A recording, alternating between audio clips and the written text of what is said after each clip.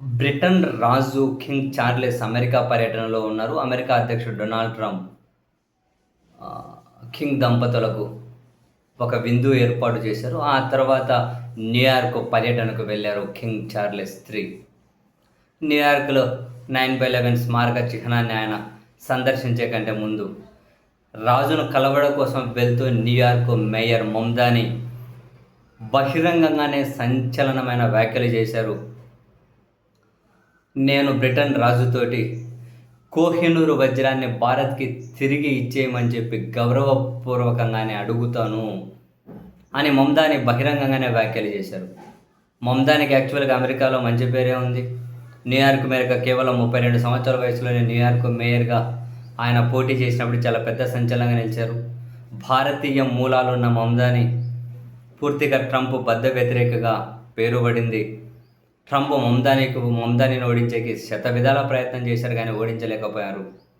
So ఇప్పుడు ఆ భారతీయ మూలాలున్న New York mayor Mamdani Kohinoor వజ్రం భారత్దే, భారత్కి తిరిగి ఇచ్చేయమని చెప్పి నేను కింగ్ను అడుగుతాను గౌరవపూర్వకంగా అని బహిరంగంగా చేసిన వ్యాఖ్యలు మరొకసారి అంతర్జాతీయంగా కోహినూరు వజ్రం చుట్టూ చర్చ జరుగుతూ ఉంది. వాస్తవానికి మన దేశం అది, మన దేశ గౌరవం అది కోహినూరు వజ్రం.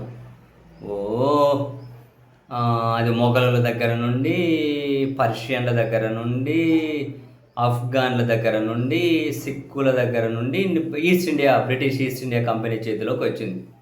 చివరిసారిగా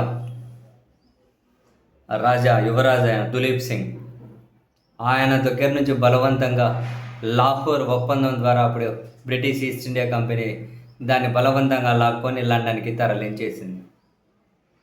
భారత్ అడుగుతూనే ఉంది, కానీ మేము చట్టబద్ధంగానే లాహోర్ ఒప్పందం ద్వారా దాన్ని తీసుకున్నామని చెప్పి బ్రిటన్ చెబుతూ వస్తుంది. వాస్తవానికి ఒక చారిత్రాత్మక అన్యాయానికి సజీవ సాక్ష్యం అది కోహినూరు వజ్రం బ్రిటిష్ వాళ్ళు తీసుకోవడం. అది భారత్కు ఇవ్వాలి అన్న డిమాండ్ ఎప్పటి నుంచో ఉంది.